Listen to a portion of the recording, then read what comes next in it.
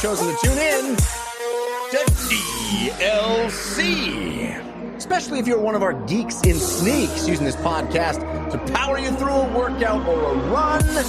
We're going to help the only way we know how, by being in your ear holes for 90 plus minutes of gaming goodness, because DLC is your downloadable commentary for the week, delivered the way we love it to be, and that is completely free thanks to our sponsors this week, ExpressVPN and Third Love. They're bringing the show to you. DLC, of course, the show, all about games and their many forms, games played on desktops, laptops, and consoles. Also games that involve dice, luck, and cardboard. I'm your host, Jeff Canada, that's spelled with 2 N's and 1 T, and I am joined, as always, by my friend, / co-host, / nemesis, the guy who's always money in the bank, Mr. Christian Spicer. Hello, Christian. Hello, Jeff. Hello, dear audience. We gotta confer on these sometimes. Like, I think I know this one. It's a wrestling reference. It's WrestleMania weekend. That's what I assumed. I assumed. So, and it's rainy there, so I will add that. But we can do a little better. I think we can.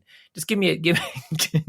No, I want to keep you on your toes. You got to see how you bob and weave. You know, see how I bounce off the ring there thing. Yeah, I like how 8 years in, you're like, maybe we should confer on these. I got a new idea. Hey, we got a big show for you, ladies and gentlemen. It is it's gonna be a fun one. We got games to talk about, we got news, of course, and we have an awesome guest to do it with. You know, the DLC always stands for your downloadable Kanata and your downloadable Christian, but this week, oh man, I'm excited because DLC stands for developing a lineage that's contemporary. Because we have the modern vintage gamer himself, Dimitris Giannakis is with us. Hey, Dimitris. Hey, what's going on, Christian? And Jeff, thank you for having me on, man. That was a hype intro. I've never been introduced like that before, so I'm pumped, man. Thank you for having me on the show. Oh, it's our pleasure. It's my job to pump, so I'm glad we're pumped. All right. Let's keep the pump train going forward and start the show the way we always do. No, you know what? No.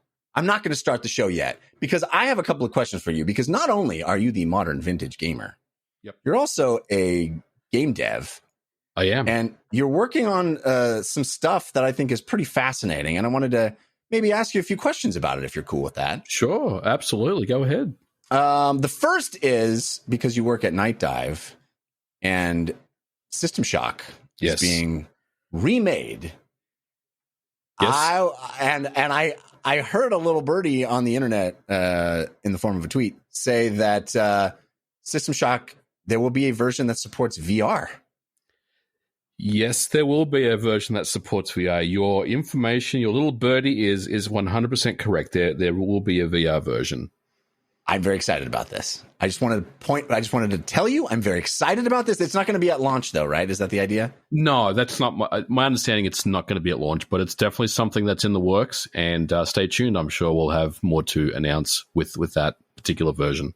All right. Very cool. I'm so excited for that. But I'm curious about, a classic like System Shock, remaking it, working on that. What has that experience been like? Well, I will... For full transparency, there's two teams that work at Night Dive. There's the Kex Engine developers, which is where I work. Okay. And there's also the System Shock team. So I'm not actually part of the System Shock team, but I do actively get involved in the testing and some of the QA stuff, just helping them out with, getting that game across the line and shipped out the door. So I am playing the game, I am testing the game, but I'm not actually game deving in that space. But yeah, it's definitely something that the whole company is, actively playing and looking at the moment. And we're close, right? I mean, there's been a demo. It sounds like the game is relatively close. Yeah, I think over the summer it should be out the door, and we're all very excited. And I've been playing some internal builds, and it's awesome, man. It's going to be so cool if you're a System Shock fan. Obviously, people that are System Shock fans are looking very closely at this game, and they know what it's all about. But check it out if you're not sure what System Shock is. I think you'll really appreciate it. It's got all new bells and whistles as well, and it's it runs at 60 on most medium spec PCs and 4K and DLSS and all that cool fancy stuff that you get with a modern PC experience. So definitely that's exciting. I'm so excited. The smooth and humble flex. I mean, I'm not working on it. I play it. I'm playing it. It's awesome. I'm playing it. It's 4K and it's great. But yeah, I'm not working on it. But anyway, meanwhile, Jeff's just like, it's in VR. I can't wait. I mean, I loved System Shock back in the day. It's a classic. So it's exciting that it's getting the modern treatment. I think that's going to be really, really fun. Well, that's what we do at Night Dive. I mean, that's the MO of the company is, bringing back these old obscure games from the depths, literally, and that's what we do, and that's what we love to do. Yeah, and I think that's great. I mean, a lot of this stuff is trapped by old technology, and the ideas were sound, the concepts, the stories, the even the mechanics in a lot of cases were really solid and fun, even with the limitations of the hardware back in those days, and to be able to bring that stuff forward to folks that maybe weren't alive then or didn't play it, or even those of us that remember it fondly. I think it's it's cool that video games are in that place now where we can remake these classics and make them look and play better. Absolutely. Absolutely agree. And that's honestly, that's one of the reasons why I signed on and joined that company. I love, gaming in the 90s. That was my bread and butter, big box PC gaming. So, that's what we do. We basically, scour video games for licenses for old IP. And if we get them, then, look out, world, because we usually like to remake those games. Fantastic. And speaking of big boxes, sorry, Jeff. No, go ahead.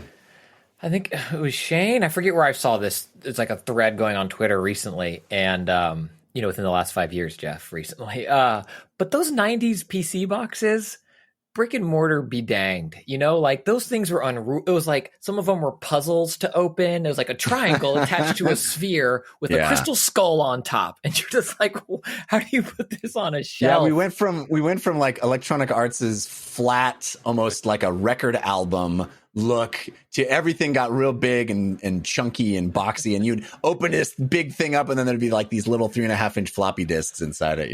I love that stuff. Yeah, man. Yeah, I'm a big fan of that era.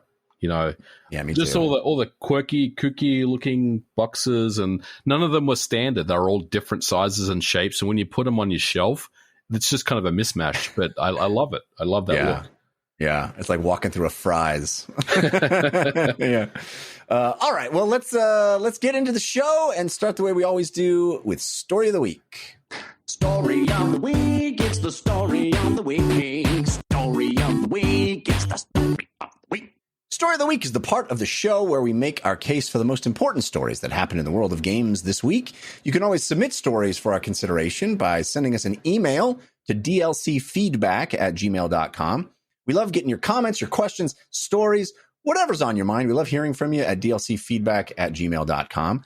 Or you can visit our subreddit, which is 5by5dlc.reddit.com, or our Discord, which is also 5by5dlc on the old Discord. But Demetrius, you are our guest, so you get first pick of stories. What would you consider your story of the week? I think the biggest one, even though the Sony Last of Us remake was rounded out the week, but for me, I think E3 is not dead is probably the one that really surprised me last week. Yes, because we all thought E3 was dead. Right? We just all assumed it was dead. And here we go with an announcement that E3 2021 is happening. It's digital only, so it won't be an in-person event. I think probably wise, even though a lot of us are getting our vaccines and the world seems to be coming back in some semblance. But, June seems pretty early to do an in-person event. So I think wise of them to have it be digital only. But as a digital online only event, there will be a bunch of big name companies that have signed on. There was an announcement this week from E3 saying that Microsoft, Nintendo, Take-Two, Konami, Capcom, and Ubisoft have all agreed to participate in this digital event. So we don't quite know exactly what that will look like, how that will work, if there will be playable demos involved, if there will be just a sort of a schedule of bespoke individual companies making presentations, how that will work at all. But Demetrius, I'm wondering what your take on this is. I mean, we still know that a lot of companies like Sony and Square Enix and Activision and EA and Sega are not going to participate, or at least haven't announced so far. Yeah. So what are you hoping for from this? And what's your takeaway? Do you think that this means that we'll see E3 continue beyond 2021? Well, I mean, I think, last year was obviously not a great year for the ESA, right? I mean, and not just for the ESA, but for video games in general, with basically every convention and show was cancelled, including E3. And you did wonder, how is the ESA going to respond, to this? How are they going to get back? Because, look, last year we had the Summer Games Fest, right, which was, I guess, essentially just a running list of small bite-size announcements and Twitter drops and presentations, and it was just a bit of a mess. You know what I mean? Like it didn't really kind of fill that void that E3 had. Although we were getting information constantly over the summer and beyond, it just wasn't the same thing. And I think ultimately the ESA has come back and said, look, we know how to put on a good show. We've done this for many, many years. We've done this before. We know how to do this. And this is kind of their step back into getting that show again. And yeah. I actually am a little surprised that they didn't cancel E3 again this year. So you have to give the ESA credit for, mounting a show and getting it back, even though it is a fully digital show this year. But, to answer, the second part of your question, look, I do expect that E3, the way it was, will return next year, unless, we've completely misjudged, the life after vaccinations thing. But right. I do expect E3 to come back next year as as normal. But look, you got to give them credit for, trying to do something this year. I think last year was not great in general. And even though, there are some big publishers that are not going to be a part of this show, I also think it is a good step back and trying to get the show back and get it back to some sort of sense of, relevancy again. Because I think the other part is that it felt like that they were maybe in some danger of just, not being relevant anymore, because, a lot of these publishers just turn around and say, look, we'll put on our own digital event. We don't have to pay millions of dollars to you guys to do this. We know we can do this ourselves. So why do we need the ESA anymore? But obviously they still have, a part to play in this whole thing. And I think, even though there are some publishers that are not going to be here this year, I do expect to see that, they'll start to trickle back and join E3 again, in the coming years. If E3 is basically just a bunch of individual companies doing their own branded presentations, but it's kind of grouped together under 1 week, is that enough? I mean, I guess that's what it was in the live version in a large sense. Yeah. So I guess that is enough, right? Just having it branded under E3 and having 1 week where it all happens, is enough, right? I think so. I mean, there's two paths to this, because if you're at E3, you're getting the full E3 experience. But if you don't attend E3, but you just follow along with E3 on a live stream, in previous years, this year probably won't feel any different, watching it than it would if you on previous years, right? So I think if they kind of just if the format is like that, which I think it will be, then it really won't feel any different. I guess the only difference is that none of us are going to be there this year. Yeah. Well, Christian, if E3 is back, you know what that means. E3, live train. E3, live train. The E3 bumper is back after a year off. We can bring it back, Christian. How about that? I mean, it's the story of the week. That the bumper being back is the story of the week. That's what the people want to hear, man. The ESA has had a rough couple of years with, doxing everybody who attended the event. Yeah, I was on that list, by the way. Yeah, so was I. Many of us were. I have moved, dear internet. I want to let you know. It's not hard to find my address now, but please know that's an old one. It's and then it had some other issues as well. But I agree with you both that I know. I'm trying to think how to say this. I know video game websites had a great year last summer because we were all at home clamoring for anything, entertainment, media, news. I need to have all of it. But I personally got tired of looking for where these announcements were going to come from and like, whose week is it this week? Oh, I totally missed this indie thing because of this thing. And it just felt like constant, but also never a lot, if that makes sense. You're saying the structure is valuable. Yes. Yeah. The structure is valuable. And while E3, even as an in-person event, had issues, I think, for a few years, I like that it brought the industry together. While I'm sure the ESA did not like EA doing their own thing 2 days before and Sony doing their own thing the same week. I understand, like, from a business dollar cent side of things, that was frustrating.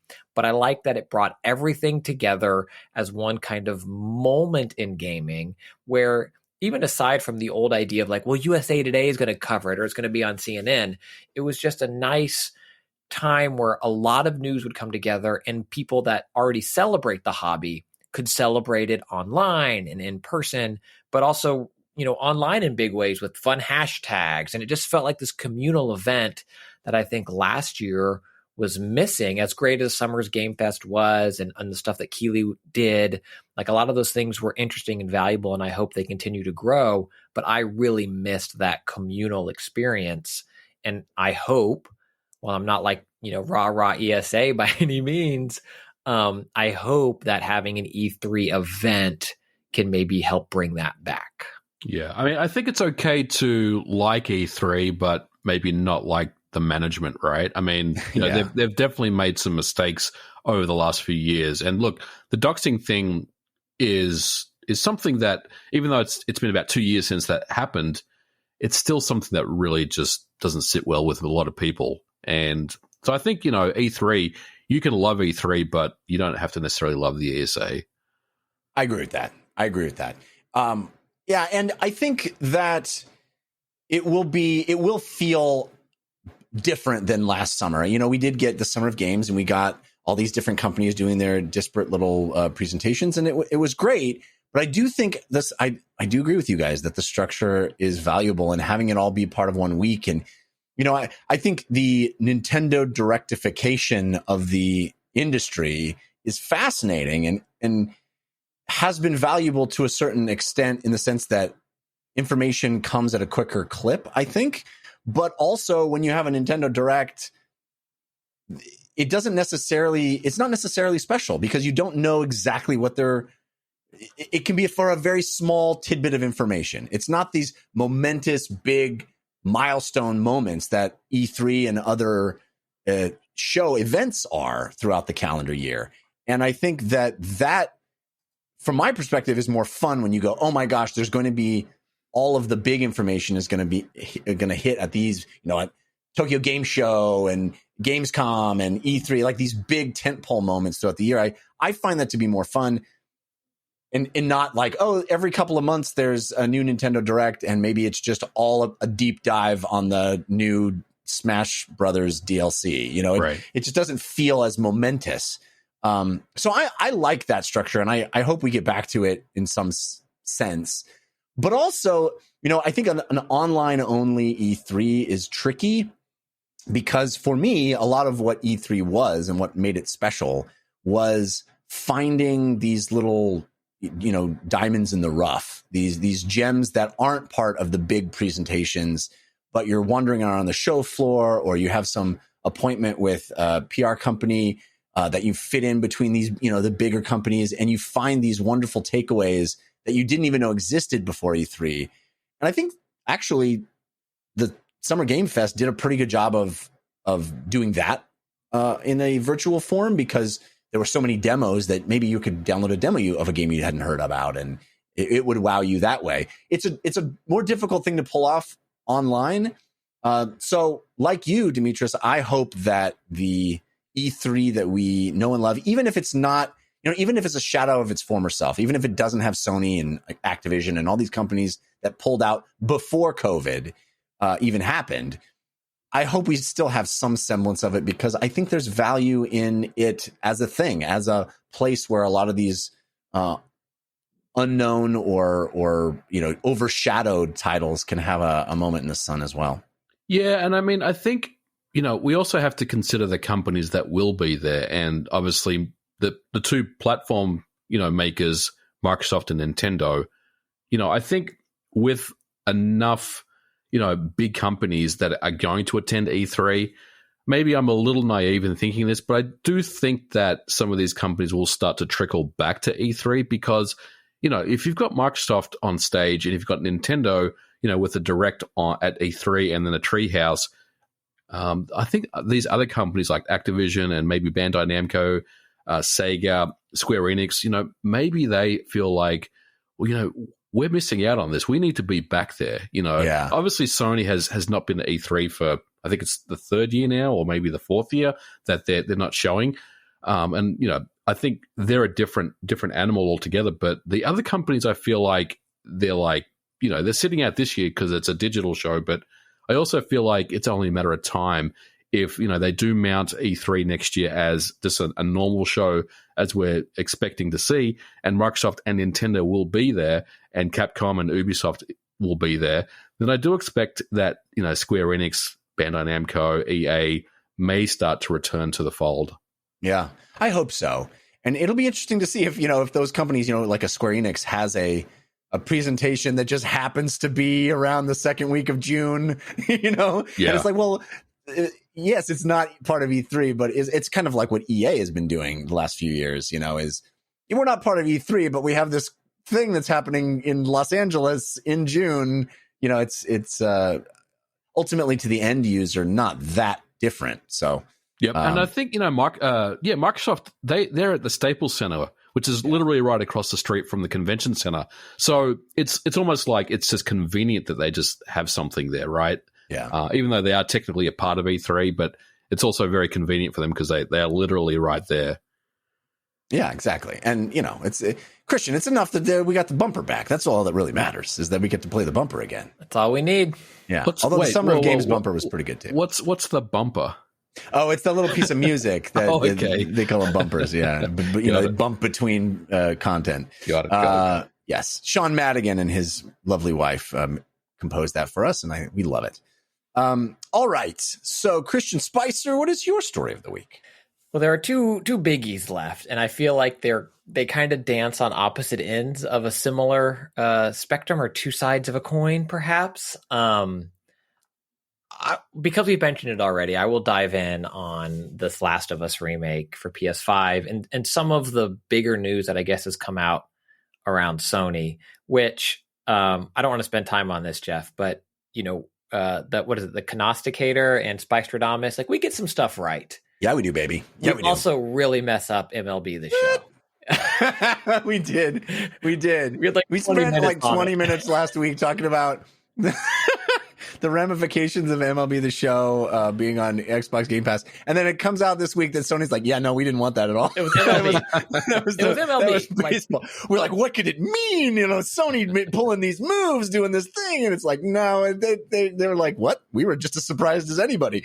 Yeah, I mean, all I read was just that it was like the headline was just, it's MLB did that, and you and I texted each other immediately, and we were like, "Well, we whiffed on that one." So, yeah, apologies, ladies and gentlemen. Sometimes Cool Ranch prediction. We had no idea. We run with the information we have at the moment. We had no idea. This is I guess a bigger story potentially. Originally coming out of Bloomberg, I think, and it's kind of this, which Sony has talked about for a while, their approach to blockbusters. They are making these big tentpole games. There's been talk before about how Game Pass wouldn't work for them because of the model they're going for. It's not sustainable with these big tentpole first-party games. And then now it seems like that approach is potentially angering. Again, remember what we said about MLB last week. So please know, now when I start saying my feelings, these are just my feelings, probably wrong.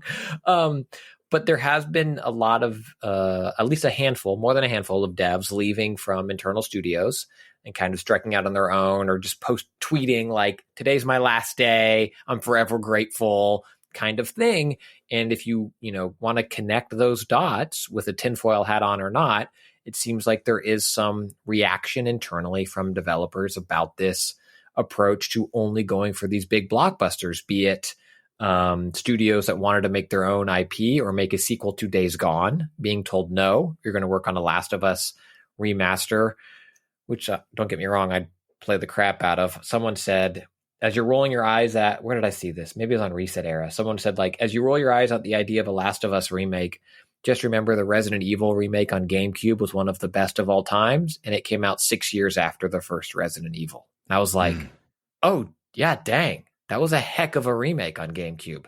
So, whatever. I love The Last of Us. I'll take a remake. But the story here is, I think, this division potentially within these studios and what maybe this Sony mandate for exclusive big blockbusters is creating, and devs maybe wanting to make their own thing. I mean, Sony has kind of swung from the place of quirky indies to Horizon, God of War, Last of Us in some respect. And I think this is big news that, again, a few years from now, we could look back on as an inflection point for them as a company. Yeah, just to frame the story clearly so that folks understand all the ramifications. I think you're absolutely right that it's a really interesting trend internally at Sony's first party. But the reporting from Bloomberg was that Sony Bend, which is the developer that made Days Gone, had pitched a sequel to Days Gone, I think before the first game even came out. And tentatively called Weeks Gone. Yeah, it was going to be the month's gone, and then it was going to be, like, wow, where's all the time? 1 year gone. Yeah. Keep it incremental. That's just life. Anyway, then the game came out, did not do great, and so Sony said, no, we don't want a sequel to Days Gone, and they put them on. Evidently, they put them on a version of Uncharted. That supposedly, at least on paper, might still be happening. We don't know that. Evidently, the reporting at Bloomberg says that Naughty Dog is now overseeing the Bend working on an Uncharted game, which is fascinating. And this Last of Us remake for PlayStation 5. So, lot to digest here, Demetrius. What's your take on the moves? Oh, and of course, the thing that Christian brought up was that a number of the top folks at Sony Bend decided to leave because they had wanted to work on their own game. Days before Gone that, 2. if we link the stories, folks from Japan Studios also left. Yeah. So, what do you make of all this? It's pretty messy, but walk us through your thoughts. I mean, Sony was that company, PlayStation's that brand that had just this amazing legacy, and you touched on it, the quirky kind of indie games, the smaller games, the Gravity Rushes, the Patapons, the Loco Rocos, all that really cool artistic stuff that came out from Japan. Unfortunately, none of it really sold very well, and that's a real shame, because many of those games are just so great. You think about Japan Studio, they also did, Eco, and they did Shadow of the Colossus, and all those just amazing Sony games that made you love PlayStation for what it was, right? And look, I think what's happening here is, those smaller games, or those games that just, didn't sell well, are just being, tossed to the side in favor of these big blockbuster games that you mentioned. And look, it's no surprise as well that, or it's no coincidence, I should say, that many of these games that Sony are making right now, like The Last of Us Part 2 and Ghost of Tsushima, have movies or TV shows attached to them as well, right? So it feels like that they're shifting their vision to these, big blockbuster games only, And unfortunately, the real sad part is, the people that have tried to mount something internally, a Last of Us sequel, or Days Gone sequel, the Uncharted game, have not survived this because the message now seems to be, we're only focusing on the big stuff. We don't have the budget for you guys because it's not part of our vision. And I think the real, the sad part of this whole story is just the people that have left the company. Many people that, worked at Sony Japan or Japan Studios for pretty much since the inception of PlayStation are no longer with the company. And, the people that are left Bend, have been veterans of the company as well for many, many years, have left the company. I think that's the real sad part of this whole thing is the human side. Mm. And look, as far as what I think about a Last of Us remake, I will tell you, I love The Last of Us. I love the first game, and I love the second game. I thought, there was a lot of, obviously, last year, The Last of Us Part 2 was a very polarizing game. A lot of people loved it, and a lot of people, did not like it at all, right? I'm in the camp that I thought the game was a masterpiece. It wasn't perfect. Felt like it was probably about 5 hours too long. They could have edited some parts out of the game. But I loved the game. I loved the whole story. So I think what they're going for with the remake of The Last of Us Part 2 is they want to – my idea is they probably want to put Part 1 and Part 2 as a collection exclusively for the PlayStation 5 and add the multiplayer, and then have that as a nice, bundle of the first game and the second game, with some enhancements. So I think the idea of why would you remake The Last of Us for, the PS5 does make sense to me, even though, sure, you can play it on a PlayStation 5 with the PS4 remastered version, and that still plays really, really well. I can see why that, they would want to do that. But unfortunately, it is very messy, and I think ultimately it's just a real sad state of affairs, seeing these people trying to do something, trying to get something happening, and only to be told, no, you can't do that. And then obviously leaving the company in just frustration or what have you, in that, they just don't have a shot at making some really cool stuff. And that's what Sony was always known for over the years. Yeah. Yeah. I think you hit on a really interesting point that I think may explain this as well, which is, they are this pan media company now. And we do know that there is going to be a Last of Us television series, a high profile, was it HBO or Netflix? It's a big HBO. Yeah, HBO. And so I could totally understand maybe wanting to have a remake of that game come out when the television series that's based on that first game, because that's what we've heard is that television series is going to be basically telling the story of that first game again. Makes a lot of sense. Marvel likes to reboot characters that are about to have a big movie on the big screen. It just makes sense. People are excited to The Witcher 3 got all these a lot more people playing it after the Witcher TV series debuted. So synergy there, I think, might be part of the motivation. And I wonder, as we've heard, the television series is going to expand the world a bit and tell a bit more side story and side characters from the timeline of the first game. I wonder if maybe a remake could incorporate some of that new material as well. That would be kind of cool.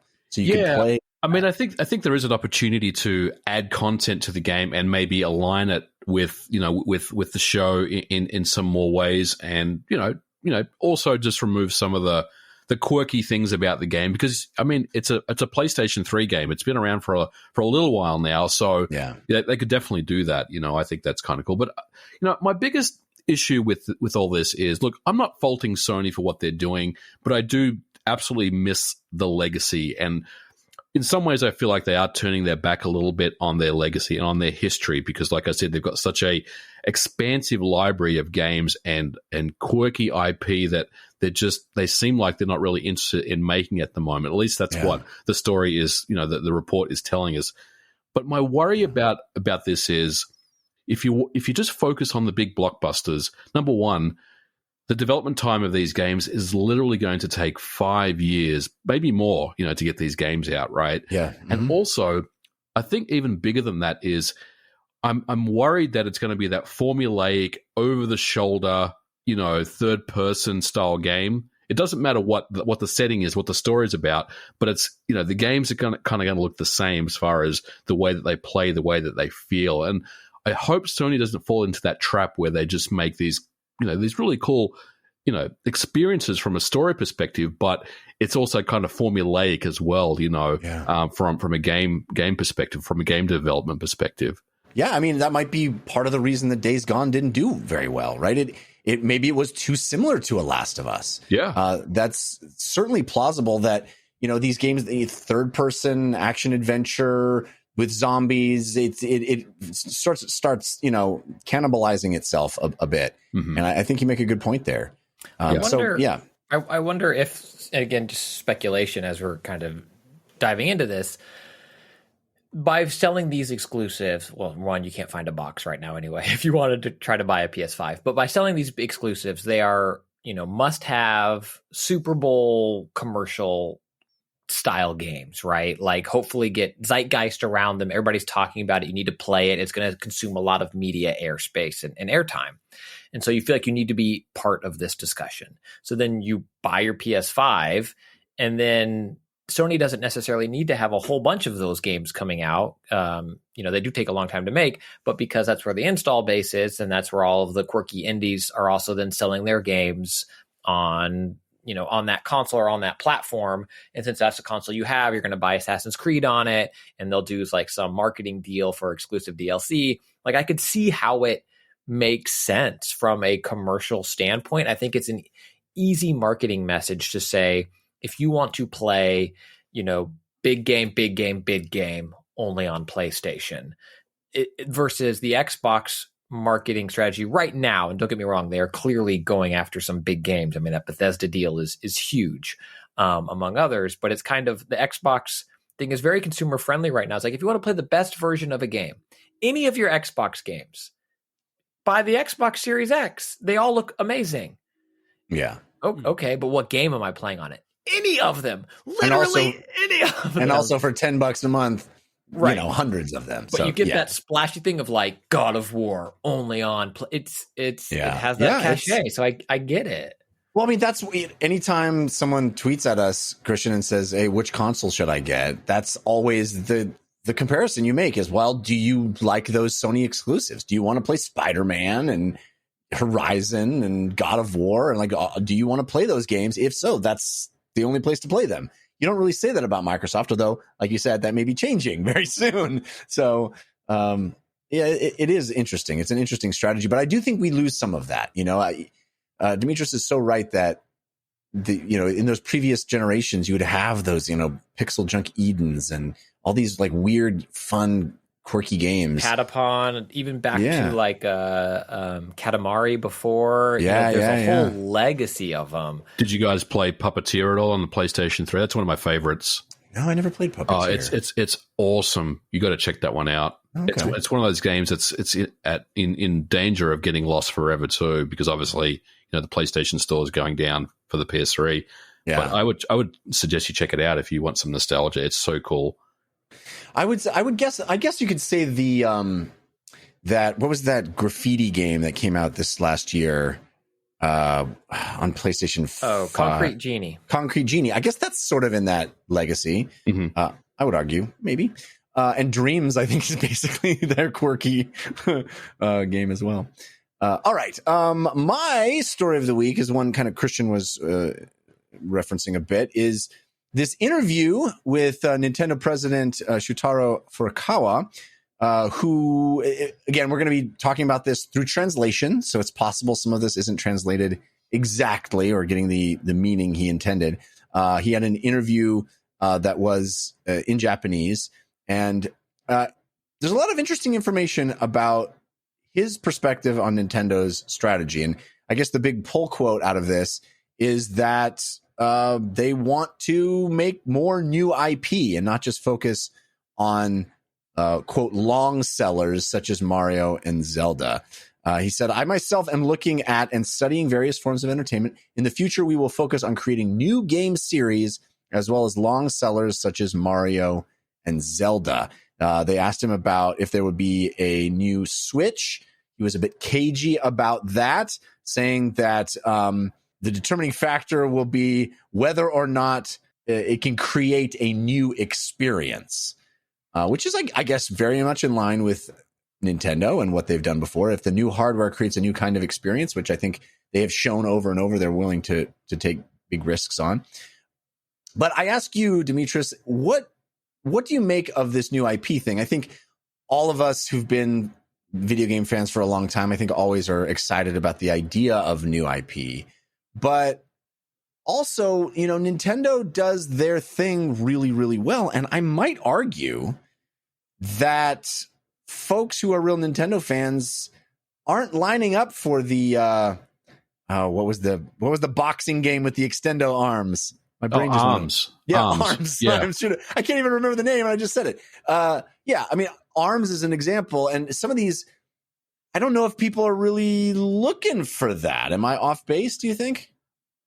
No, I don't think you're off base. I mean, I think it's an interesting interview to read. Furukawa is an interesting man because I think he's probably the first president that, I don't want to say, does things his own way and doesn't really respect, the previous presidents, because that would be a wrong thing to say. But it does seem like he's taking Nintendo in a new direction. I think previous presidents like Shigeru Iwata, for example, always had in mind kind of the forefathers of Nintendo. Like Yamauchi, for example, who, was very, very influential and was around, back in the early days of the NES and the Game Boy and all that stuff, right? So yeah. I think ultimately he's trying to pivot and change and pull Nintendo in a direction for success for the future. So I don't necessarily disagree with what he's doing. And there are some franchises, some new IP that have been very successful for Nintendo. And the one that I think about would be like Splatoon, for example. That's something that has done quite well for them. Even though it did come out on the Nintendo Wii U, it wasn't exclusively for the Switch. So I think, they can have success with new IP. But I think ultimately the direction I think they're going to take this is they'll try new things because I think they want to do that. But there's always going to be the staples, the Marios and Zeldas. I mean, if I think about this year, we just finished Mario's 35th on March 31st. Mario died on March 31st, as we know. But Donkey Kong has a birthday this year, or an anniversary this year. Zelda has a anniversary this year. We expect, more things to come out from Zelda. We were expecting something about Breath of the Wild 2 this year. I'm not saying the game's coming out this year, but we're, maybe at E3 we'll see a Breath of the Wild 2 trailer with the release date attached to it. There's also talk about, the remakes of more Zelda games. Metroid also has an anniversary this year.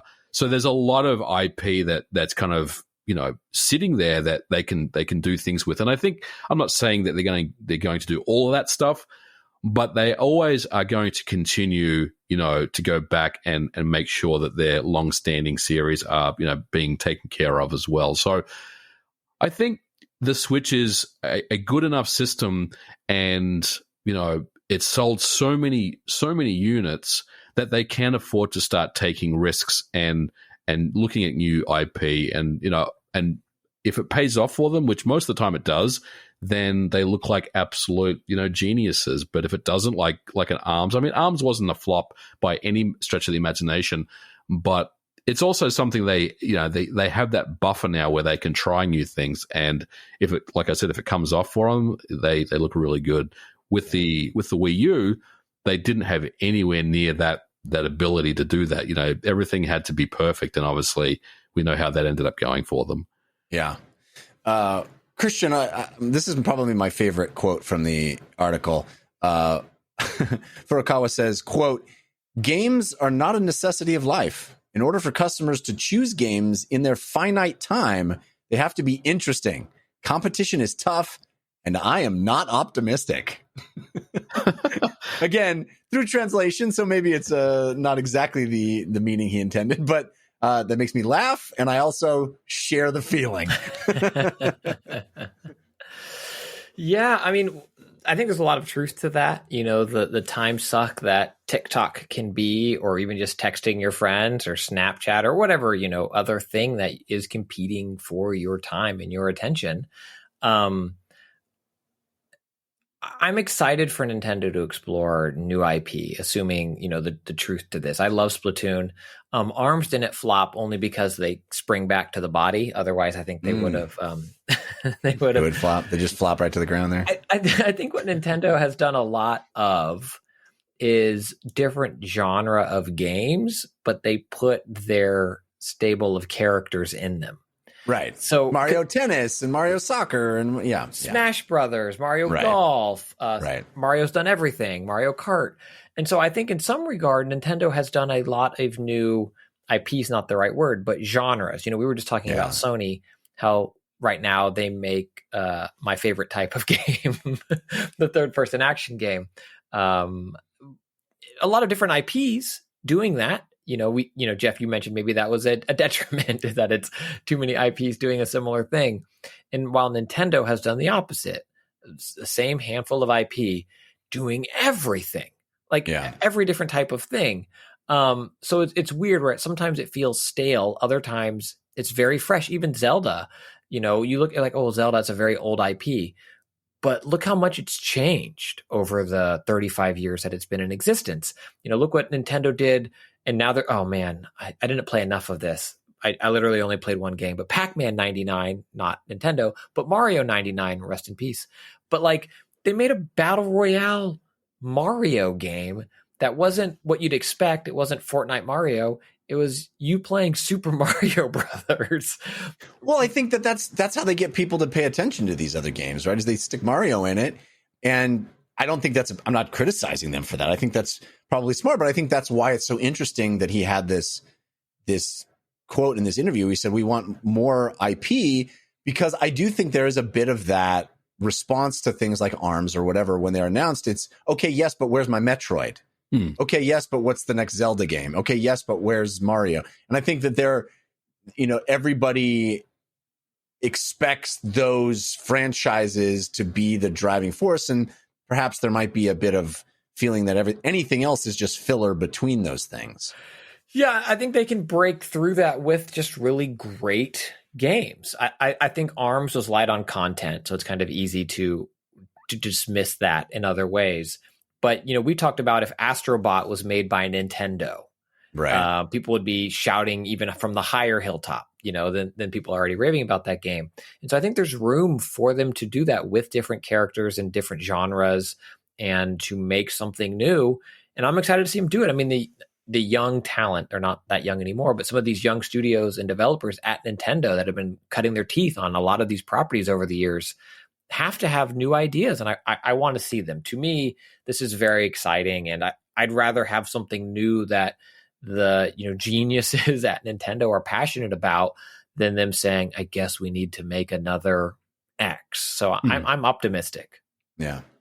Well, you may be, but I want a t-shirt that says competition is tough and I am not optimistic. That's brilliant. Brilliant quote. I love it. All right, let's move on now and talk about the games that we have been playing. But first, I want to thank our sponsor, ExpressVPN. How did you choose which internet service provider you use? Well, let me guess. It was the only one you had available, because the sad thing is most people have very little choice because the ISPs operate like monopolies in the regions that they serve, and then they use that monopoly power to take advantage of their customers sometimes, you know? Data caps? Streaming throttles? Yeah. The worst part is that many ISPs log your internet activity and then sell that data onto other big tech companies or advertisers.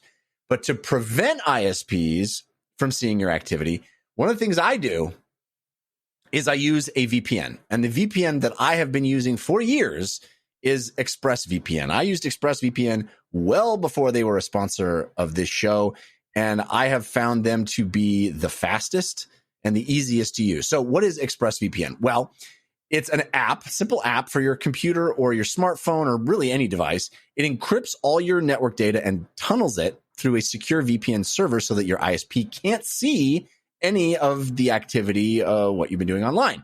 So you just think about how much of your life is on the internet. Every site you visit, every video you watch, every message you send gets tracked by your ISP and can be sold. You know, information about that can be sold. And that's the reason I recommend ExpressVPN. It's the best way to hide your online activity from your ISP. Just download the app, tap one button on your device, and then you're protected. And ExpressVPN does all this without slowing your connection. And that's the big one. That's why I picked ExpressVPN all those years ago, is because a lot of those other VPNs will have noticeable slowdown in your internet speed. It's also why ExpressVPN is rated the number one VPN on CNET and Wired. So protect your online activity today with the VPN rated number one by CNET and Wired. Visit our exclusive link, expressvpn.com/DLC, and you can get an extra 3 months free on a 1-year package. That's expressvpn.com/DLC, expressvpn.com/DLC to learn more. Ooh, what you playing this week? Tell us. Ooh, what you playing this week? Tell us on the playlist. All right, it is time to talk about the games that we have been playing this week. Demetrius, what is on your playlist? Well, I've been playing Outriders because it was one of those day one games that dropped on Game Pass, which I love. I love that convenience of just having a new game to check out and play and not worry about buyer's remorse and stuff like that. Totally, yeah. Yeah, so Outriders is kind of cool. I don't know if you guys have taken a look at it, but it's a looter shooter in the style of Gears of War, but it's not as good as Gears of War, but it has that formulaic, run and gun cover shooter associated to it. It's got a really kind of cheesy story, and the third person action is quite cool. The cutscenes, they're okay. It's definitely not a AAA game as far as polish, but it's a dumb looter shooter, and I love it. I love that style of gameplay. So it's keeping me entertained for a while. Yeah, I think it's interesting. I feel like Outriders is really right place, right time. It is hugely successful right now.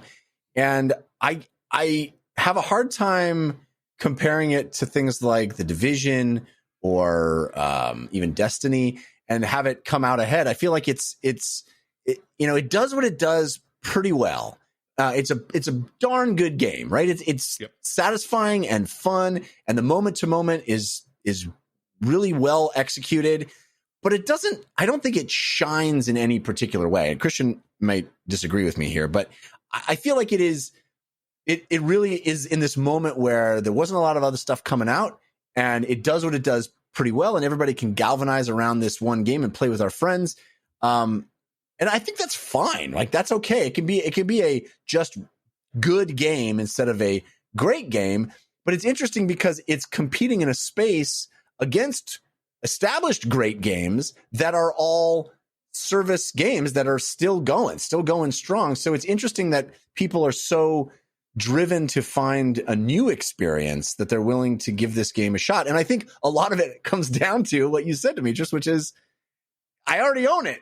Yeah, I've already got it on Game Pass. Yeah.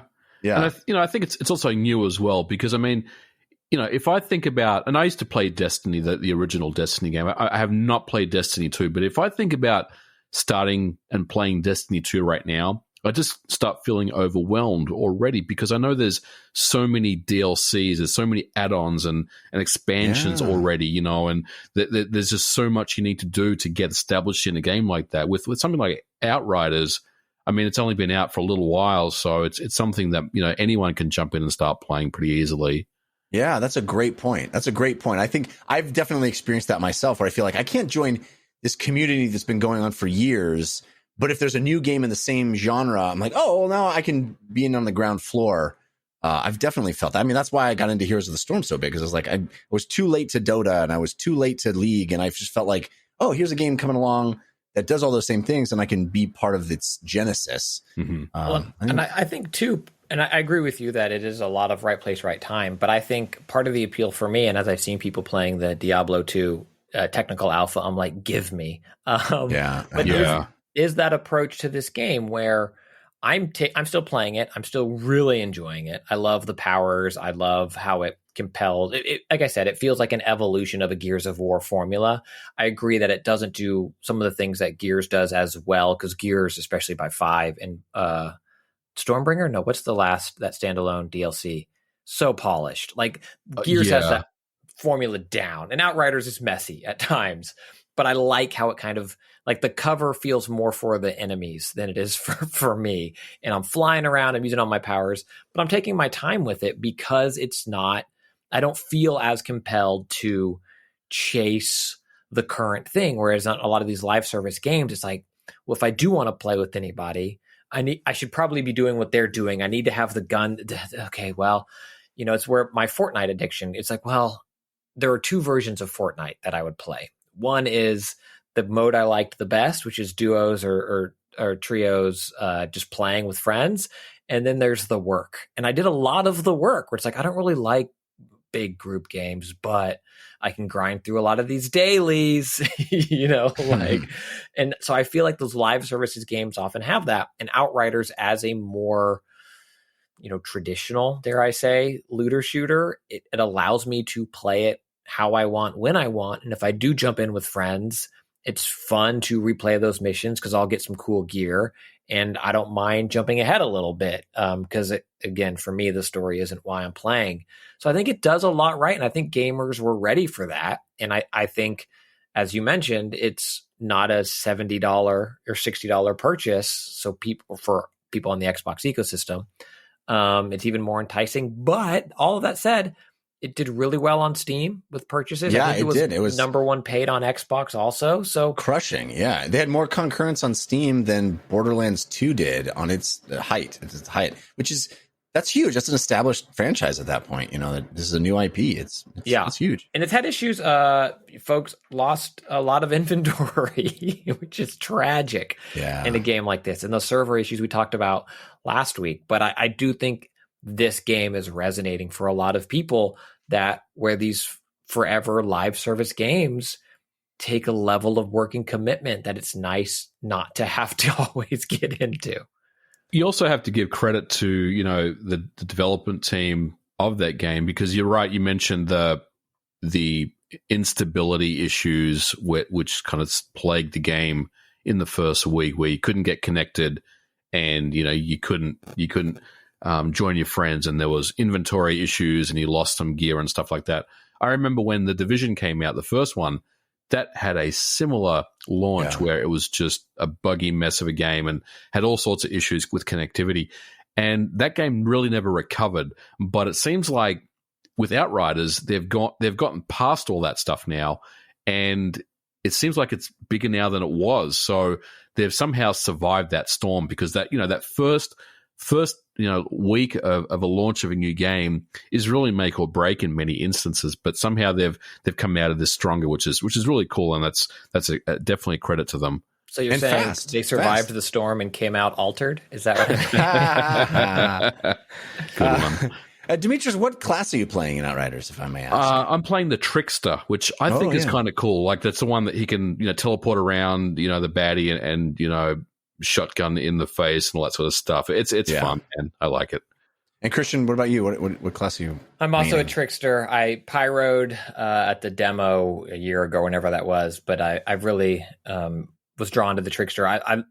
It seems to fit my play style, where I can slow down time if I get overwhelmed, but then also teleport around the map as I need to. Or there's I don't know the names of any of them, but there's one where you drop a beacon and it busts your shield, and then you activate it again and it brings you back to there. I love that ability, but man, I was disoriented the first few times I used it. So I'm like, wait, why? Oh, great, yeah, got it. But I think it's really, really fun, and I like that all of the builds are viable. I have friends that are playing Devastator, I think is the rebarb guy. The tank one? Dude, man. Yeah, I've been tempted to roll up that character, because it's not the description of the class isn't one that I usually respond to, but so many people have talked about how fun it is. I might give it a shot. They were wrecking. They were higher level than me, but it was just like, oh, you are a god. I am a peon. It was really fun to see. Cool. What else is on your playlist, Demetrius?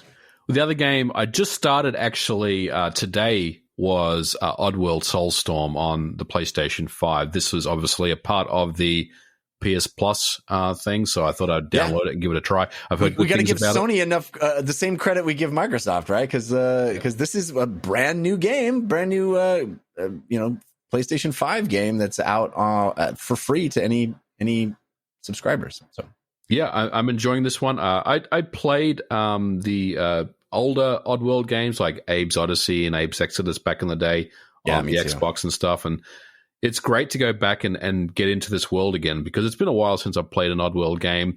I think it's reviewing well, and that was one of the reasons why I decided to check it out, and I'm having fun. I'm only probably about an hour or so into the game, but really, really enjoying it, and I definitely want to, keep playing it.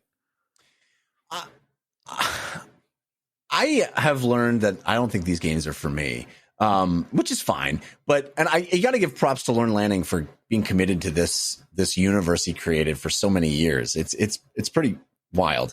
But it brings up something for me because both this and Outriders, I think, have terrible beginnings, terrible opening sequences. Both of them just atrocious onboarding of the player. That's a good point.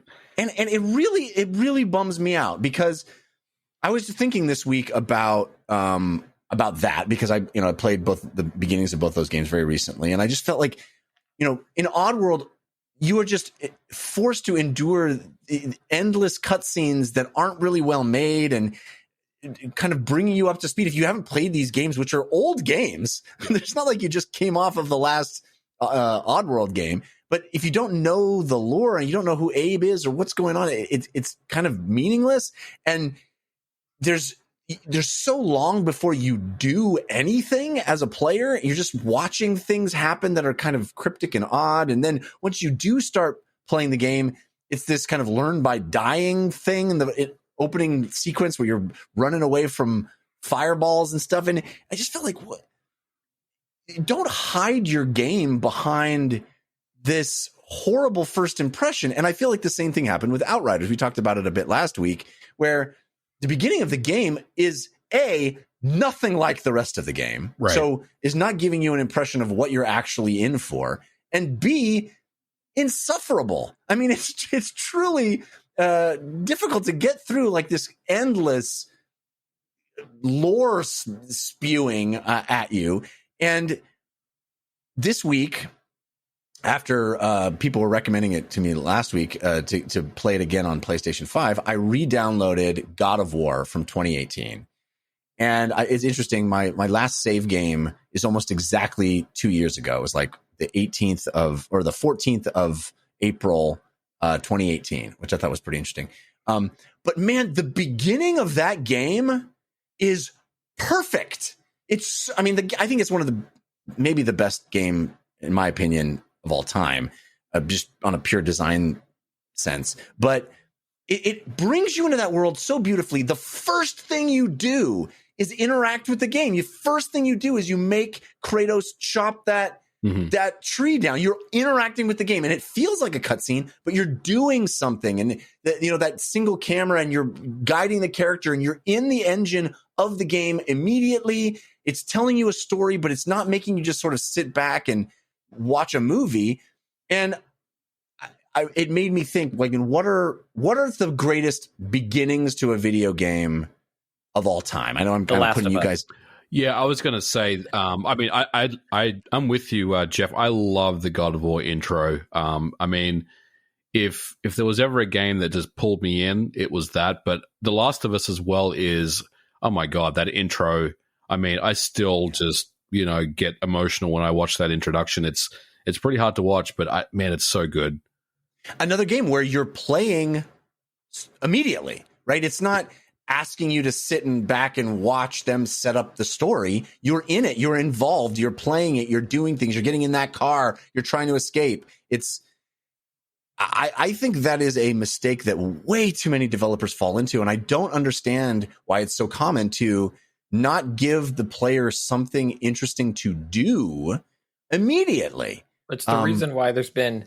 Sorry, I didn't mean to cut you off. No, go ahead. Let's say Mario 1-1. JP in the chat said Mega Man X. Like there's that legacy of that site. It's like explained by doing, not by saying. And I think a lot of times because we have these gorgeous cutscenes, it's like, let's wow them with this thing. And it's like, okay, that's beautiful. And then it's like, now play.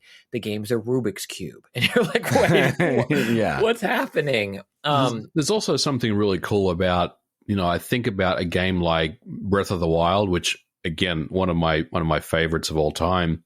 Link comes out of the cave and he's like on the mountain and he's just looking at the world, right?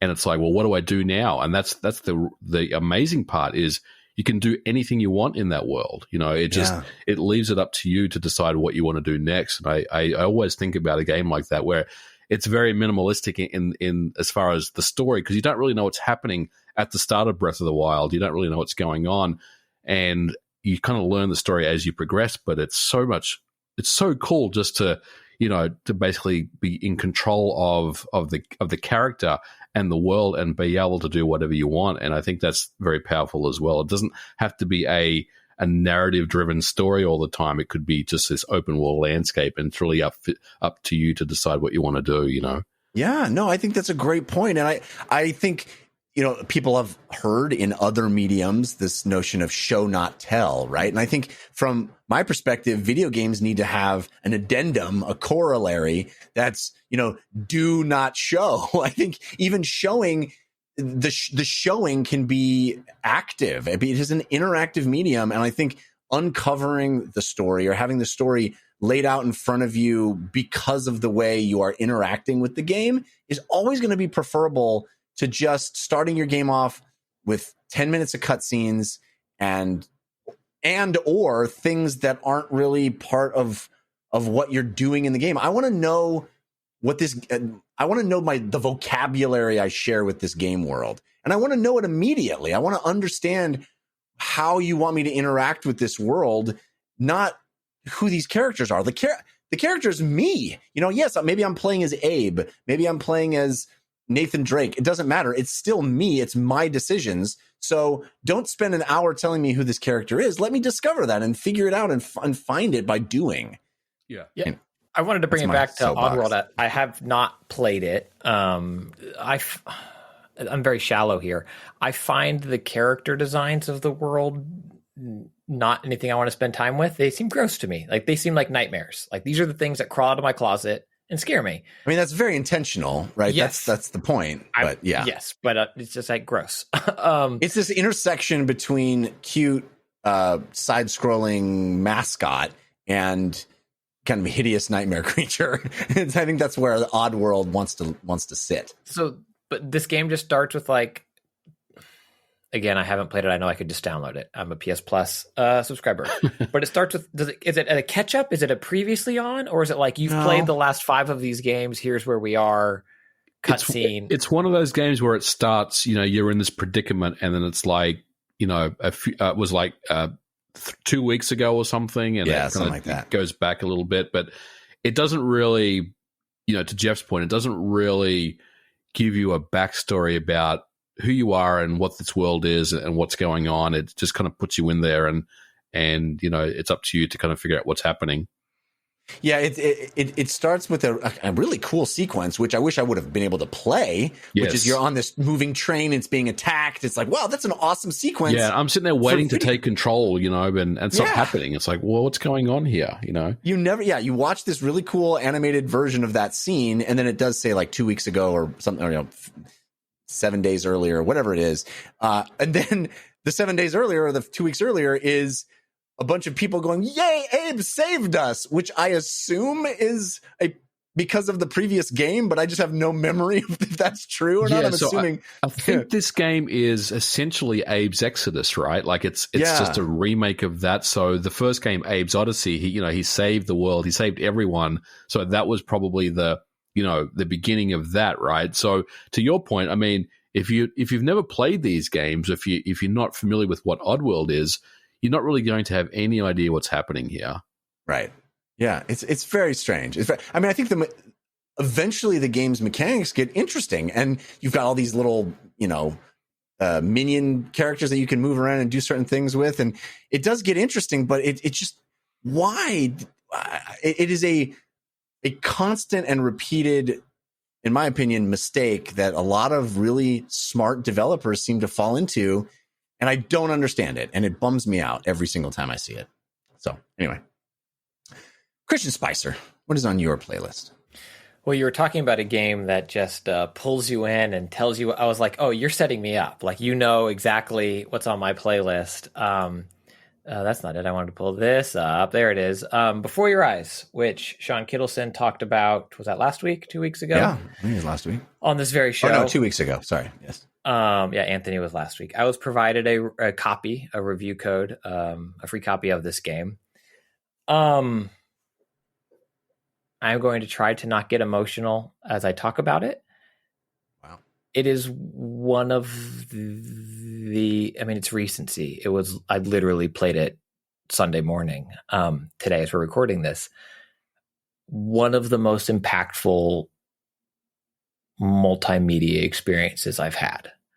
And so I will back up a little bit. I'm not going to spoil anything about the game, but it is a game that is controlled by your eyes when you blink.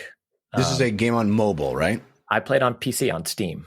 Oh, okay. And you turn your camera on to play it. You turn your camera on to play. You do not have to use your camera. I believe you can click. I did not play that way. I did have to restart. Like, initially, it didn't recognize my camera, or like it just didn't look right. So I restarted, launched back, and it worked flawlessly. And you calibrate your eyes quickly.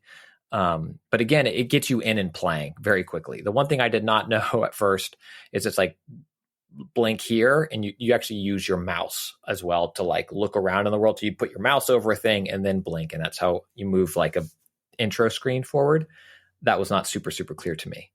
But you progress by blinking. Again, this experience might be very different for other people if it doesn't recognize them well, or their webcam doesn't work well.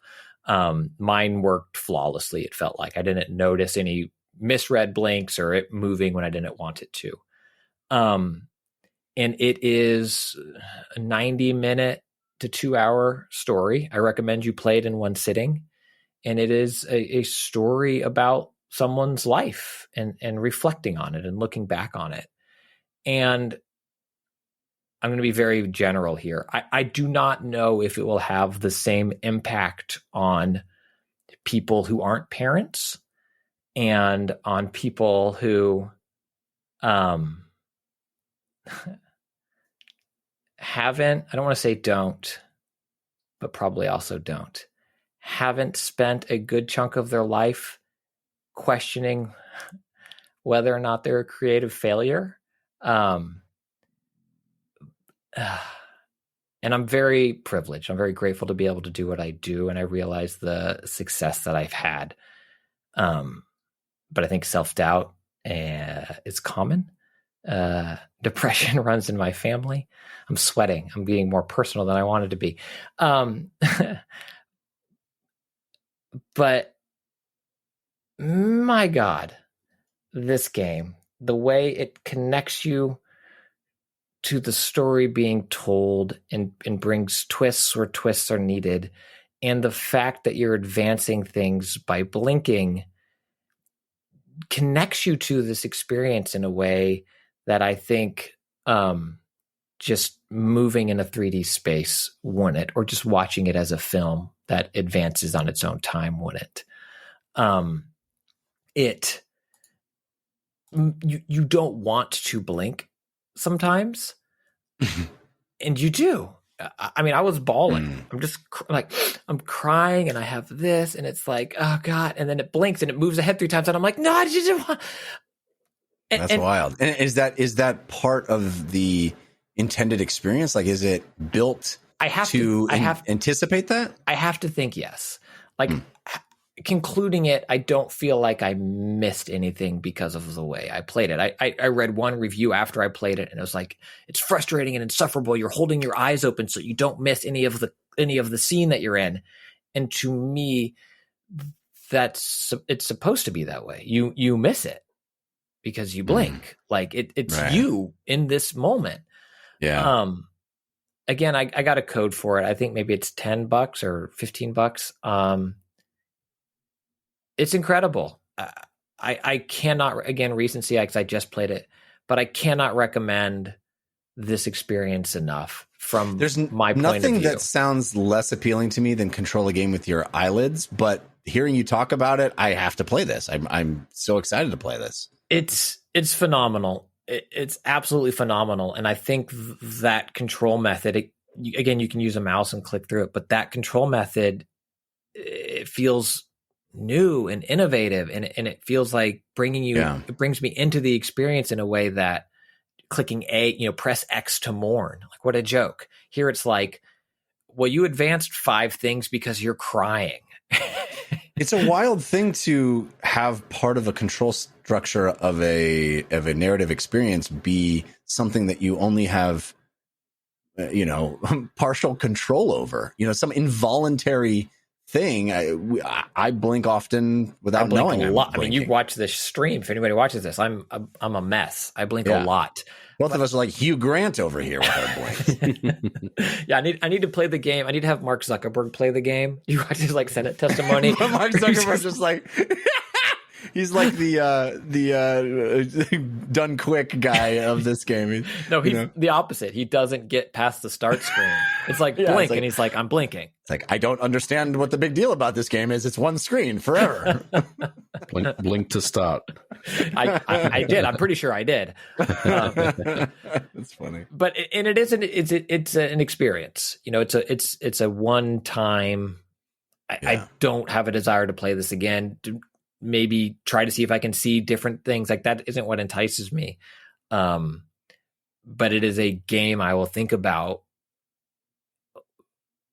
for a very long time, and I think that's a testament to it. I'm super glad.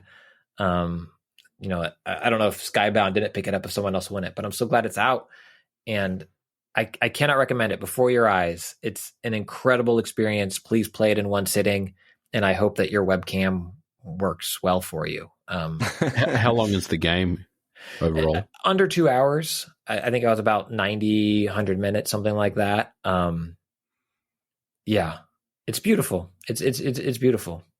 I'm going to try to play that this week. That sounds incredible. I'm glad you spoke so passionately about it, because I had forgotten that Sean mentioned it and wanted to check it out just out of curiosity. But now it sounds like it's something that we shouldn't miss, or I shouldn't miss. It will wreck you. So tell your family. I'm in here in my office alone, like with headphones on, just knowing what people outside see. Okay. That is Before Your Eyes, and it is on mobile and on Steam, evidently. I think it's just on PC. I don't think it's on mobile. Really? Because I thought he mentioned it, like they tested it on all these different. I guess it was actual camera webcams. Yeah, I think it might be coming, but I think it's only on. Feels like talk about a game that uses a camera. It feels like it needs to be on mobile, right? Yeah. That's where people are staring at the screen and real close, and it's got a camera already and it's set up. It's real nice. Interesting. All right. Let me thank our second sponsor right now, which is Third Love. I love when Third Love sponsors the show. My wife loves it as well. She's a huge fan of Third Love. Third Love is all about creating the perfect fitting bra.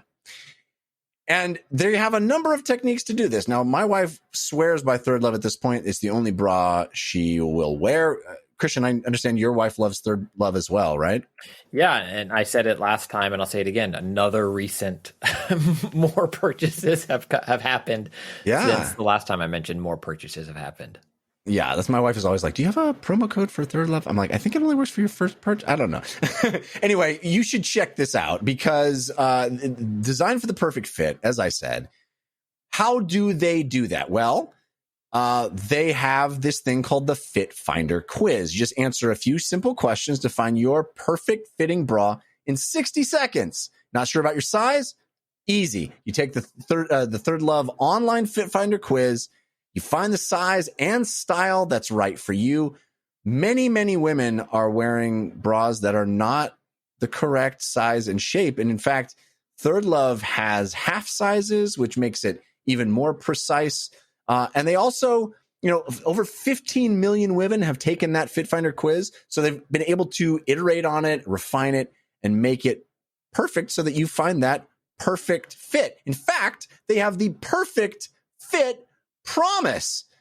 They stand behind their products. If you don't love it, every customer has 60 days to return their bra, and then returns and exchanges are free and easy.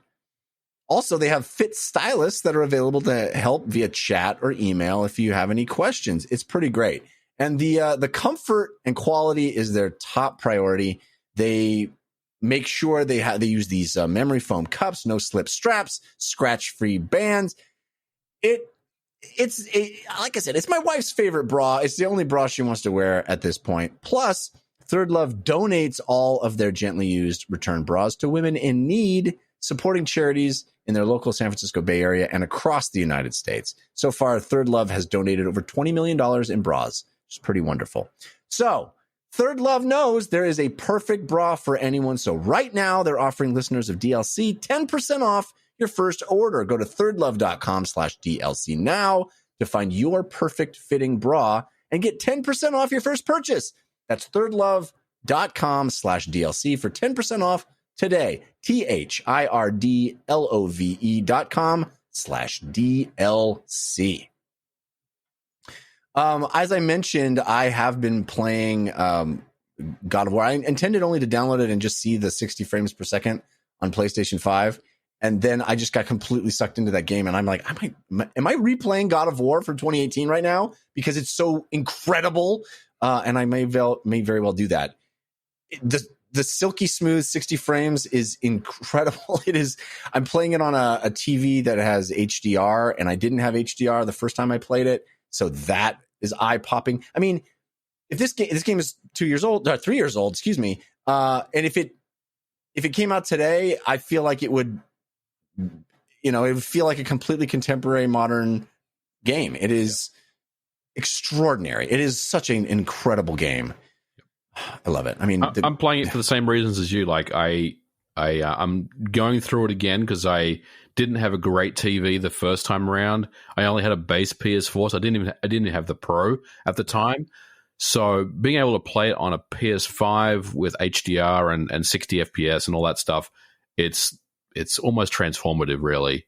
Yeah, it's so silky smooth and beautiful. Oh, and man, that single camera uncut single shot through the entire game, I can't believe they pulled that off. And I have a hard time expressing how much it means to that experience. It is unlike any other video game I've ever played. And it's truly an achievement. So I might be playing it again. I might be playing through the whole stinking game again because it looks so fresh and new on my PlayStation 5.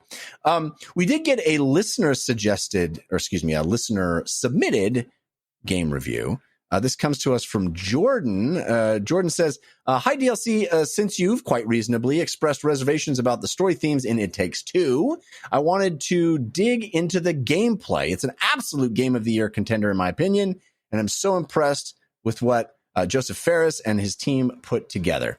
It Takes Two is a masterpiece of game design with seemingly endless creativity and variety.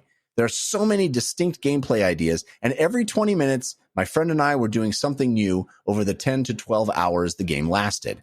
Right when something is about to overstay its welcome, the game dropped it for something else. Whether open world exploration, puzzle solving, creating music, playing mini games, experiencing linear Uncharted-like set pieces full of explosive spectacle, or simply looking at a gorgeous skybox while you're miniaturized inside a snow globe looking at the outside world, Hazelight is just showing off nonstop for the entire run of the game. It's not just quantity, though, it's quality. The game controls better than most other platformers, and despite the variety, everything was just tuned perfectly. What surprised me most, though, was just how utterly gorgeous this game is. It looks stunning on next-gen consoles. I played on Series X, running at a smooth 60 frames per second while looking like a Pixar film. And somehow its visuals are as varied and high quality as its gameplay. I was not expecting to be totally blown away by how technically and artistically incredible It Takes Two is. Anyway, I totally get your concerns and hesitations about the story. I just hope you give it a shot anyway. The story is pure camp, and while it's not that great, it's skippable if you choose. The game is worth it for everything else it does. Finally, while it's well known that there is a buddy pass that lets two people play with only one purchase, what's lesser known is that the buddy pass is also a 90-minute demo, which both people can play for free. Thanks for years of entertainment, Jordan. Thank you, Jordan. Christian has, expressed on Twitter and elsewhere, I think maybe even here on the show, not interested in playing this game. And I've been looking for a buddy. There's a lot of pressure to find someone to play It Takes Two with because it's a commitment. It's asking for commitment, multi-hours and scheduling sessions to play. And I've been trying to find a friend to do that with. Valheim has a VR patch that you texted me about. So there's that's the thing. Yes. You're not optimistic. Exactly. There's a lot of games competing for my time. I'm not optimistic. I really want to play this. I know. And then I started God of War like an idiot and just played many hours of that. Anyway, I really want to play It Takes Two. I just need to find that person, that person, I need that person. All right. That's going to do it for this episode of DLC. We do have parting gifts coming up, so stick around for those. But Modern Vintage Gamer, it has been so much fun having you on the show. Thank you for being here. Thanks for having me, gents. It was an absolute blast to be on. I really appreciate it. Awesome. Tell folks where they can keep up with you and the things that you do online. Absolutely. You can find me on Twitter, and that's where I normally hang out day to day. And my handle is at Modern Vintage G. I'm also on YouTube at Modern Vintage Gamer, and I usually drop a video at least once a week on a Monday. So if you like getting geeky and technical with all things video games, game consoles, retro hardware, check out my channel. It's a lot of fun most of the time, and that's really about it. Just YouTube and Twitter is really where you can find me. Yeah, you and Christian were having this incredible conversation as we were getting the show ready, and I was like, "Oh, we're burning cast here. This is it was great. You guys were going off on retro arcade sticks and stuff. It was really fun to listen to." Yeah, I'll continue on your channel. It's fantastic. Like your stuff on YouTube is absolutely fantastic. It's like I've watched enough of it, seeking it out, that now, like, as much as I hate the algorithm knows, and it's like, oh, Monday, and my internet's like, new video, and I'm like, okay, algorithm, you win this time. I used to, before COVID, right? So I had this plan about, I do YouTube, and I've been doing it for a long time, but I'm not one of these YouTubers that like drops a video every day because I just don't have the time, right? So what I normally do is I'll do a quality video, most of the time at least, every week. And the thought process was it would be on a Monday morning at 7 a.m. Was when I would drop the video. And before COVID, I did that because you go into work Monday morning, you hate your boss and everything, so the first thing you do is read email and watch YouTube. So you got this MVG video waiting for you to have an escape from reality for a little while before the first meeting of the day begins. But it's been great, and I appreciate all the fans and all the listeners that have jumped on board, especially the last 18 months. The channel's going really well. Yeah, I need to remember things. Didn't know I'd bring this up, but I saw a tweet where it's like, remember how your dad loved was it diners and jukeboxes? That's you right now with old games and arcades. And I was like, I feel seen. Like this tweet gets, as my dad built his hobby model trains, my daughter sat in here and watched me try to get a modern fight stick working on my analog Mega SG. They're like, what are you doing, Dad? I'm like, I'm busy. Mind your business. Yeah. It's important stuff right there. Yes, It is. I mean, Punisher's not going to play itself. You know That's what I mean? right. Like I gotta get the experience. Awesome. All right, Christian, what do you got going on this week? New newsletter should be dropping. I said last week it probably wouldn't drop last week, and I was right. But you can subscribe to that at tinyletter.com/Christian Spicer. As I think, I usually do about 2 a month, and as I have like 4 drafts started that like then new things come up, and I'm like, I'm going to talk about this. This is wild. But speaking of wanting E3 back, there's been news these past few weeks. It's not. I think I find a meaty issue I'm going to dive into, and then a bigger T-bone steak lands on my plate. But I think something's coming out this week. And Twitter at Spicer, SPICER. And then I will say that I've been putting a lot of time into the deluxe edition pages of Consequences. And I'm so excited. Yeah, you showed me a preview of that. Looks sick. I did. I'm making what I'd want from like a, director's commentary, kind of like notes on the sides of scripts, and I'm very excited. Fun. It's progressing well, and I'm very excited for folks to get their copies. Awesome. Well, for me, you can always follow me on Twitter. I'm at Jeff Kanata, which is spelled with 2 N's and 1 T.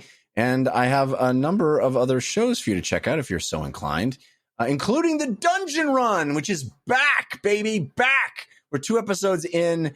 On Twitch now, on YouTube, as a podcast, lots of ways to watch The Dungeon Run. All you got to do is search for it. We're twitch.tv/The Dungeon Run. And this week is going to be a big one. We have gotten ourselves into quite the predicament, the heroes of Bingle. Dungeon Run, of course, is my big live play Dungeons and Dragons, basically a fantasy storytelling adventure. And what an adventure it is. The team was doing a heist. Things went horribly wrong, as they often do, and now it's turned into a rescue mission. We have half the team inside the sewers being attacked by monsters, and one of the team has been shackled and brought inside the mansion they were trying to steal from. So it's going to be a wild episode. You don't have to have any previous knowledge of the show to jump in on Wednesday night, 6 p.m. Pacific time, twitch.tv/The Dungeon Run. Also, the /Filmcast is where I talk about movies and TV shows. You can find that at /filmcast.com. I do a comedy science show called We Have Concerns. You can find that at wehaveconcerns.com. And I do a show about football. In fact, the fan-controlled football league on Thursdays at 2:30 p.m. at twitch.tv/FCF. You can always email us here, dlcfeedback@gmail.com. And let's get our parting gifts. Hey, give us a suggestion of what to do this week. Give us a parting gift. This is your parting gift. Demetrius, do you have a suggestion to help people get through their week? I'm getting really big onto photography. I mean, obviously, as a YouTuber, I've got, camera equipment and stuff, and I've always really been just using it for just, filming B-roll and stuff like that. But I've been spending more time outside and taking photographs and learning how to take more of those artistic shots. So I would say get outside, get your camera. It doesn't matter if it's your DSLR or your iPhone, and take some photos because there's some really, really pretty landscape out there. That's great, especially as spring is springing. It's great. Great suggestion. Great suggestion. Christian Spicer, what about you? You got a parting gift? I have a parting gift and a comment. As Valinus in the chat mentions Invincible on Amazon. Oh, yeah. So good. The platinum age of hero comics content being made. Just Invincible, Falcon Winter Soldier, WandaVision still exists. Like there's someone who's just discovering that. Snyder Cut, Wonder Woman, all of the MCU. It's like there's so much out there, and it's almost all so very, very good. We are spoiled. I want to recognize how spoiled we are. Harley Quinn on HBO Max. What a treat of an animated show. It's also good. My parting gift would be an old school Nerf football. Not the Vortex, not the harder plastic one with like the 20-foot tail that you can throw farther than that old Powerade Michael Vick commercial that got the internet by storm before the internet was virality was a thing. I mean, the kind that in a few years a squirrel will eat a chunk out of, and you have foam everywhere. And Do they still sell those? they do. I got one recently. Ours is Wow. technically a junior, I think, or maybe that's just what they're called. But it's incredible. I'm having tons of fun throwing it around with my kids. Don't let it fall in the pool, though. It'll never, the water will never come out of it. Never come. You're squeezing it forever. Part of Forever. it gets sucked into the filter in the pool, but yet the ball's still complete. Like you don't know how that works. It's just like a time loop. But they're great, man. They're fun. You get a little reckless inside, and they're fun outside too because no matter who you are, best quarterback in the world, it's still a little bit of a knuckleball because they're so light. The wind will just take it. So like you could be, Randy Moss in their prime and you'll still hit you in your face 1 out of 100 times because you're like, I got it. And it wiggles. Classic Nerf foam football. Tons of fun. Can I tell you what we used to do with the Nerf football? My dad, on Sundays when we'd watch 49er games growing up in the Bay Area, my dad would sit on the couch at the back of the living room, and the hallway was parallel to his seating position. And you could go down the hallway, and then there was like a little cutout window where I could see into the couch, and then that cutout window would lead into the rest of the wall, and then I could come around to the right in front of the television. So I would stand in the back of the hallway, and my dad would yell hike, and I would run down the hallway, and he would either throw it to me through that hole, or as I made a right turn in front of the television, and sometimes he'd fake it to me in front of the hole, and we would play for hours like that. I'd be running routes and catching the ball. My dad would be throwing it to me from the couch. And it made my mom so furious because she's like, you're going to hit something. And it was Nerf, so we didn't care. Yes, like I said, you get reckless inside. Best. Like, again, 99% of the time you are fine. And then it's like that 1% of the time you do hit that thing that you weren't supposed to hit. And you're like, oh, no. Yeah. But they're There great. was that one time. There was the one time where my mom had the Christmas ornament that her grandmother had made by hand, and she'd hung it from the ceiling. My dad's pass sailed a little high, and it smacked into that bad boy and knocked it into a bazillion pieces. Yeah, not a good day for the Canada family. Anyway, Classic Nerf football. Go get one. They're anyway, fun. now my parents are divorced. Classic Nerf football. My parting gift. I know that I mentioned this last week, ladies and gentlemen, but it's the only thing I watch now are Lego YouTube videos. I have fallen so far down the rabbit hole of Lego YouTube. It's all I watch. I watch it before I go to bed. I watch it for hours. I'm fascinated by the world of mocks, which stands for make my own creation.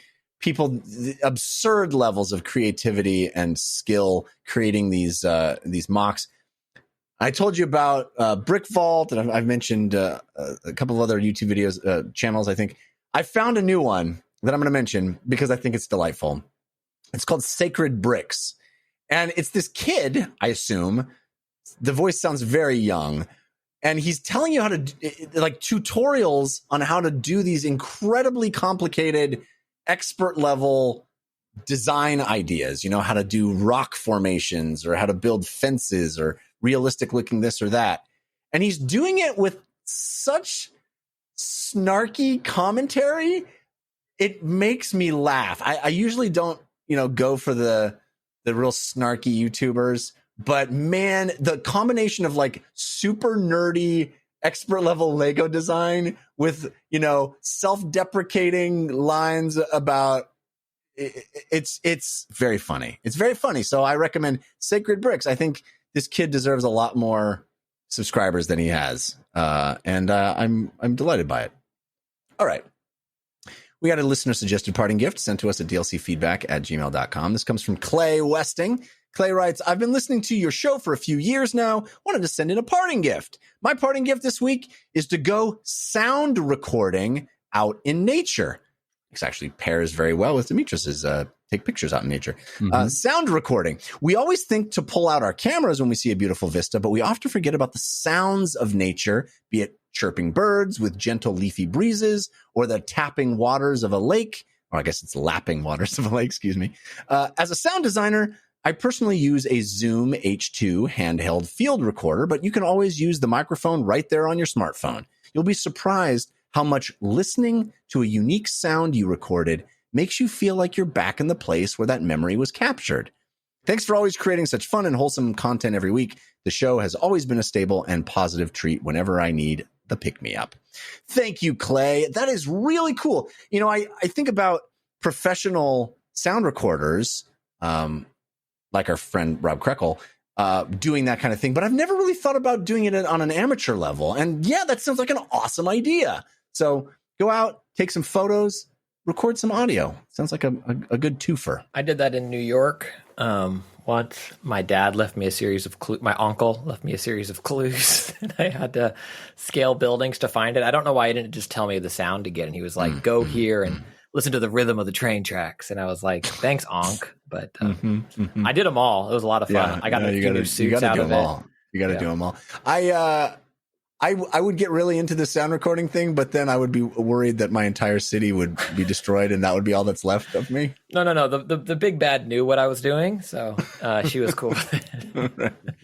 All right. That's going to do it for this episode of DLC. Thanks again to Dimitris Giannakis and Christian Spicer for hanging out with me. Thanks to the folks in our chat room for watching the show live and hanging out with all of us in real time. We appreciate you.